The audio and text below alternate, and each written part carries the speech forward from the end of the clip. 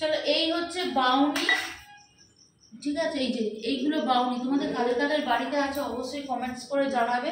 এইগুলো কিন্তু আমার বাবার বাড়িতে ছিল না, আমি যা শিখেছি এ বাড়িতে এসে শাশুড়ির থেকে শিখেছি।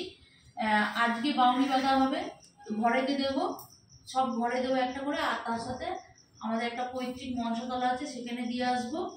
আর এই যে খেজুরের গুড়, চালের গুঁড়ি, একটু নারকেল কুচি, এইসব দিয়ে বাইরে একটা ঘট পাতবো, ঠিক আছে। আমাদের যেটা ছিল সংক্রান্তিতে ভোরবেলা কাক ডাকার আগে ছাঁচে ছাপ দেওয়া, তা যেখানকার যেটা যে নিয়ম, এ বাড়িতে আসার পরে এই নিয়মটাই করছি। এখন দেওয়া হবে হচ্ছে সন্ধ্যা দিয়ে বাউনি বাঁধা হবে, তারপর হালকা ফুলকা একটুখানি নিয়ম রক্ষা করতে হয়, একটু কিছু করবো, তারপর কালকে হবে পিঠে বানাবো, তাই তো। বাবা খাটাও না গো,